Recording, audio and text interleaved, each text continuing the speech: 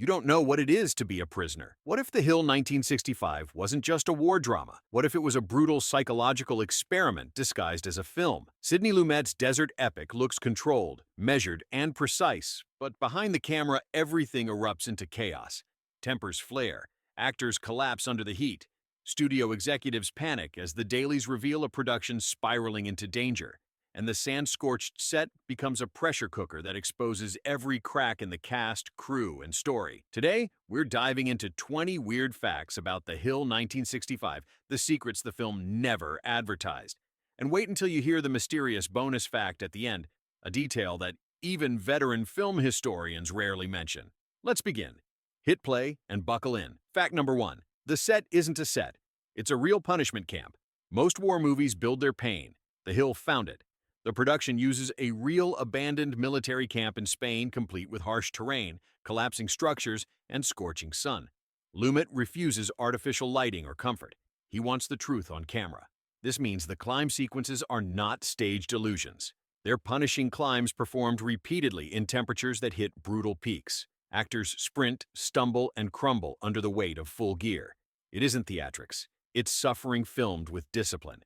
What audiences didn't know was that the heat-warped equipment and fried call sheets a physical environment so intense that even seasoned crew members question if the shoot crossed into real psychological endurance. Fact 2. Sean Connery takes the role to escape Bond. It wasn't a break. It was a statement. Connery signs on to The Hill not because he loves the script, but because he wants to shatter the idea that he's only James Bond. He sees Lumet's raw, unglamorous approach as the perfect rebellion. But this decision ignites studio anxiety. United Artists fears that Connery's gritty performance could weaken Bond's mystique before the next installment. Behind the scenes, executives beg Lumet to tone down the brutality. Lumet refuses. Connery refuses. Not compromise, but conviction. And the result is the most stripped-down performance of Connery's career, one that still surprises his longtime fans. Fact number 3. The hill itself nearly injures the cast. The iconic sand mound isn't decorative, it's terrifying. Built from a mixture of coarse sand and gravel, it shifts unpredictably underfoot. Every climb becomes a gamble. Footing collapses, knees buckle. Momentum turns dangerous fast.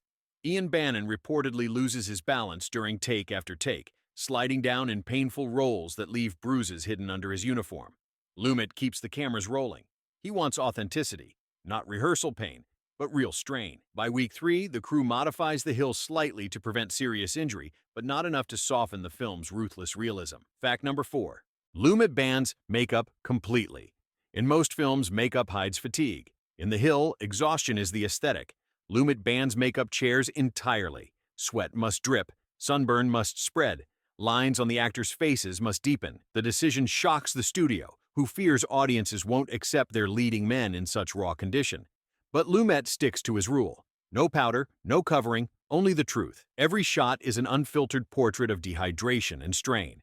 It wasn't cosmetic freedom. It was artistic defiance. Fact number 5. The uniforms are real and extremely heavy. Those uniforms, they're not costume-light replicas. The production uses real wartime gear imported from military suppliers, adding nearly 20 extra pounds to each actor. In desert heat, under relentless takes. The result? Cast members overheat regularly, and some collapse between shots.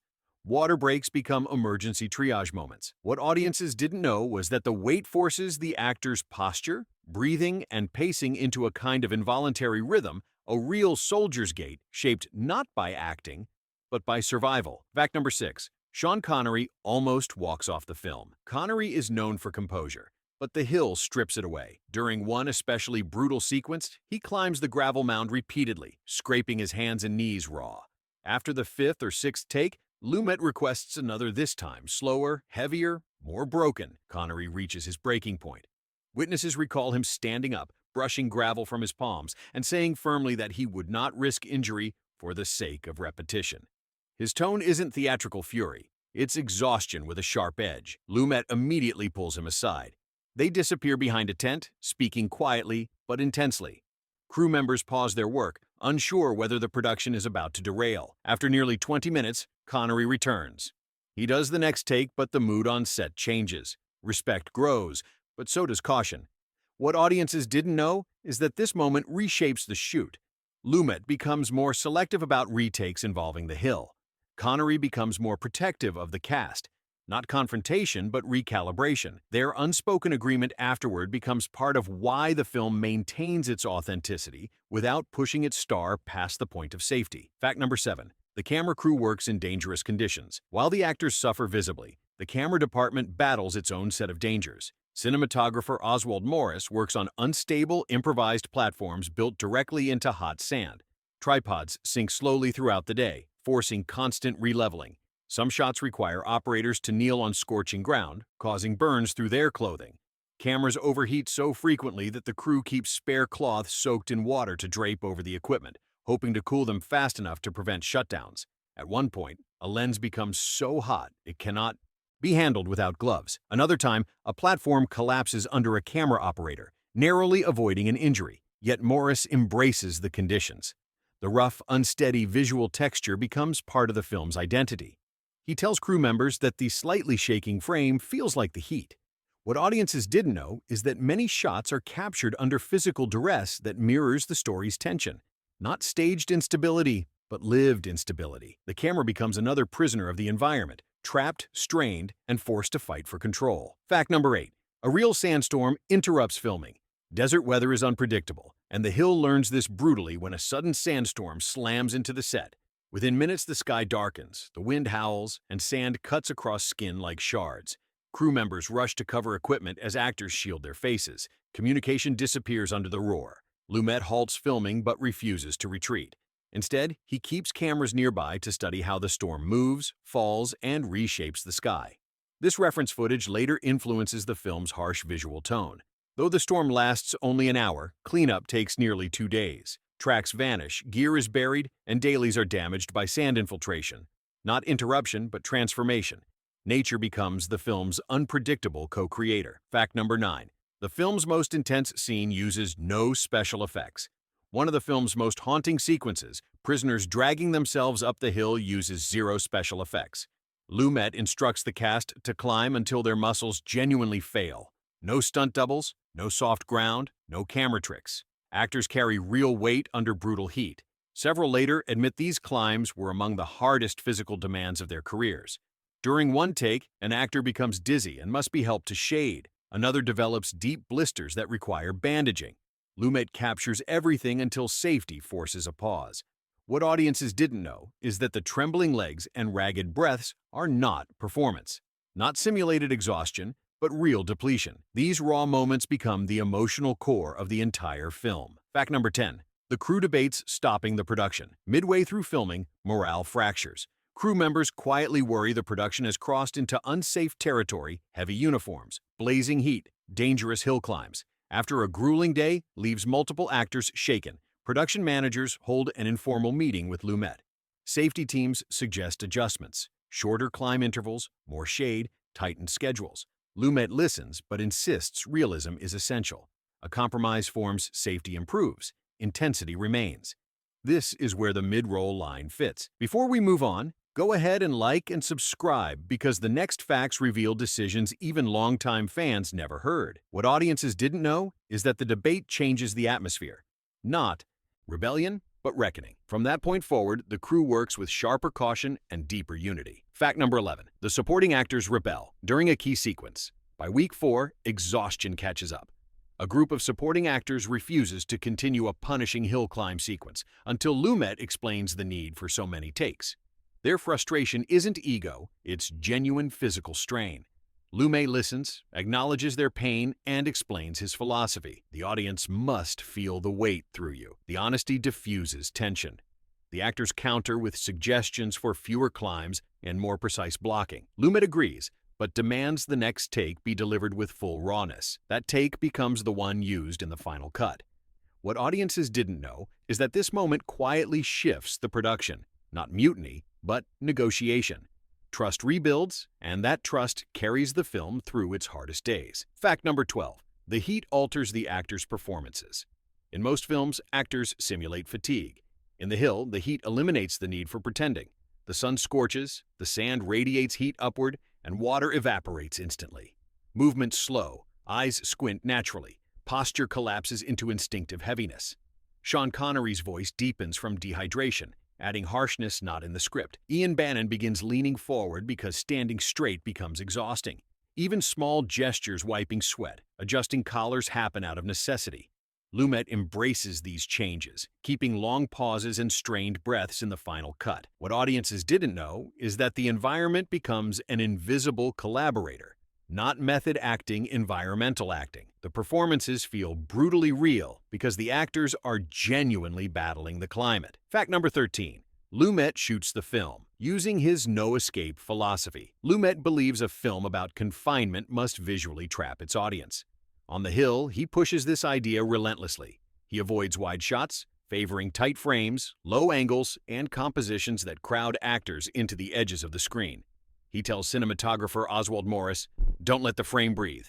Morris responds with shallow depth of field and oppressive positioning that eliminates visual relief. Even outdoors, the camera stays close, denying viewers any sense of open space.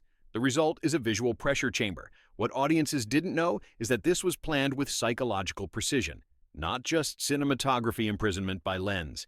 Lumet turns the camera into a warden, ensuring viewers feel the same suffocating stress as the characters. Fact number 14. The actors stay in character between takes. The intense environment makes it difficult for actors to snap in and out of mindset.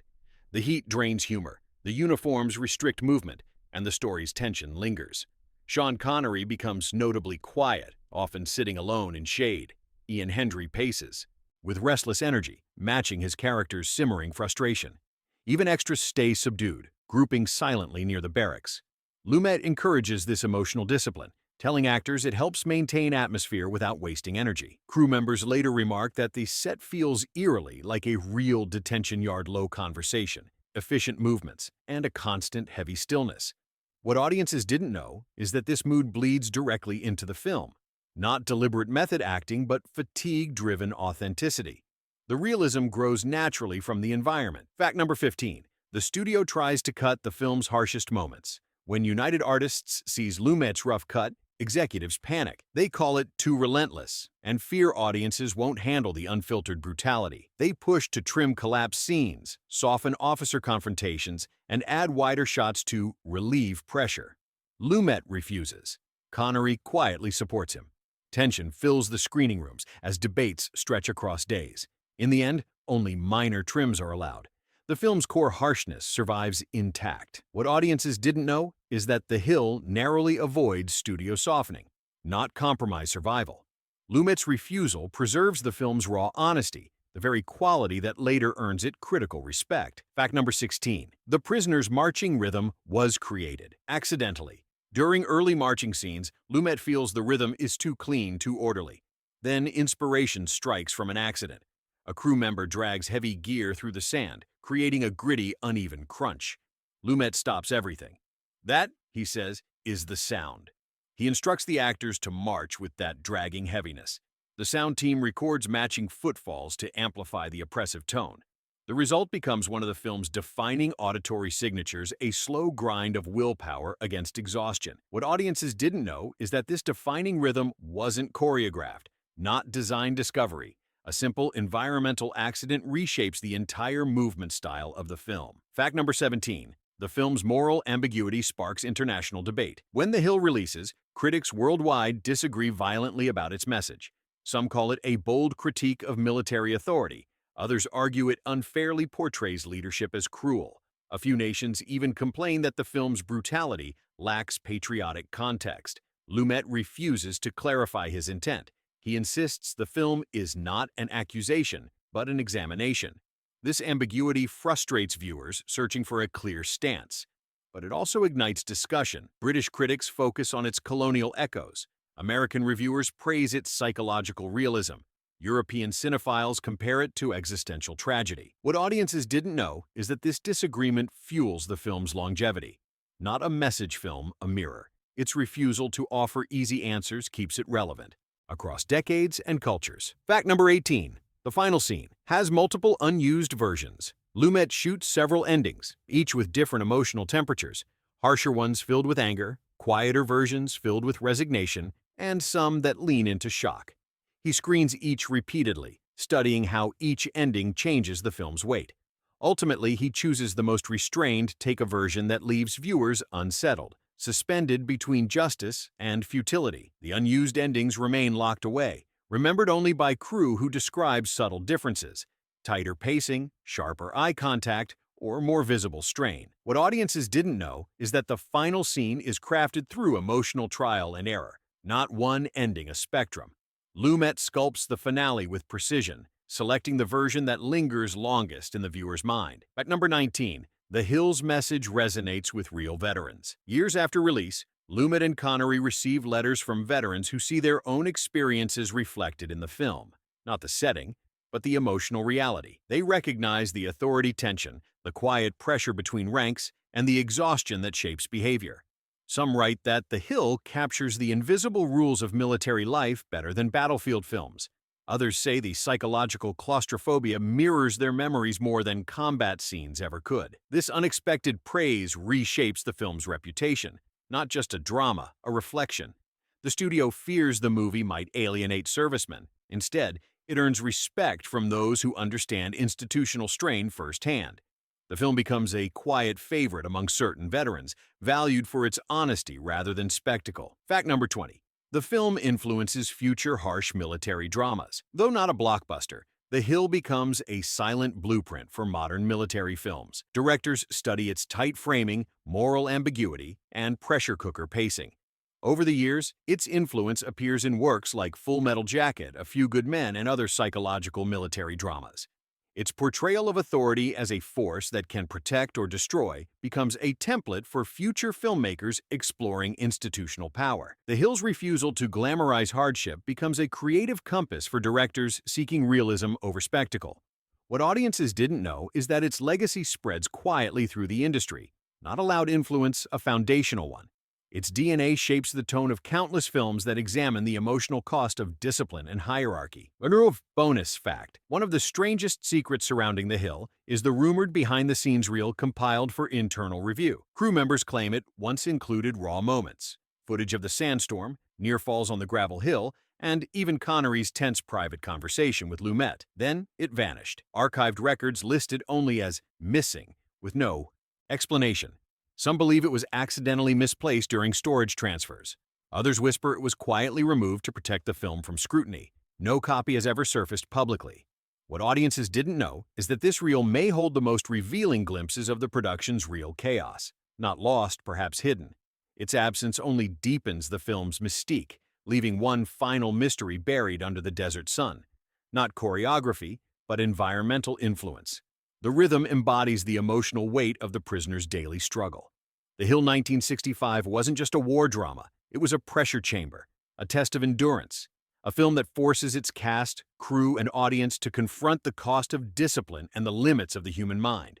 Its legacy survives not because it won awards or dominated the box office, but because it dared to show discomfort with honesty. If you enjoyed this deep dive, hit like, drop a comment with your favorite fact, and subscribe for more hidden Hollywood stories. Climb carefully, the truth is always steeper than it looks.